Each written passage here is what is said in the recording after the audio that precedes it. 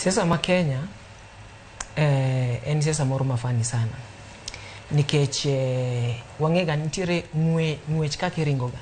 Nitiere ga relay, short races, mago ng'weje machieko. To nitie ga ng'wech mabor, iluongo ni marathon, ma koro idwa ringo 42 kilometers. To kwang'iyo siasa ma Kenya sani, gi gigo matimore, wan gi functions ariyo. In fact, sani gin adek. Mokwongo wan gi government. Secondly, wan gi group mar former deputy gi Lange.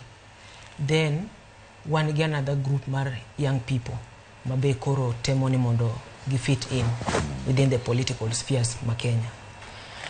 To siasa ma Kenya mana kaka wadu maga ucho secha owacho. Gini mondo mi ine ni koro to chimo tol. Gini nyaka wamiye time. Nyaka higa manyien.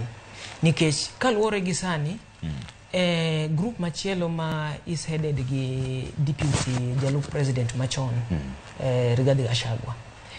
En group mar Ichwang. Gin ilongo ni revenge mission, ka kizungu nyalo kete. Gini wasechwanyore kodi, koro adwa ni mondo atim gimoro manyalo wang'o wiyi. To ok time ni en a good faith moro, ni ati ging'iyo future mar Kenya. Nikech kata king'iyo, ng'eni ka ina leader, nyaka ibede gi policies, gigo michung'ne, ma you can be identified with. Inwang' kata ka ing'iyo Orange Democratic Movement, ODM. Nyaka Orange Democratic Movement ne bed formed in 2005 nyaka sani.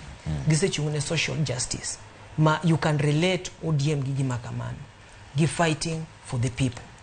Koro kikao chama makoro group machielo makoro former deputy ntiere, our Matiang'i, the former CS mar internal security nitiere ni.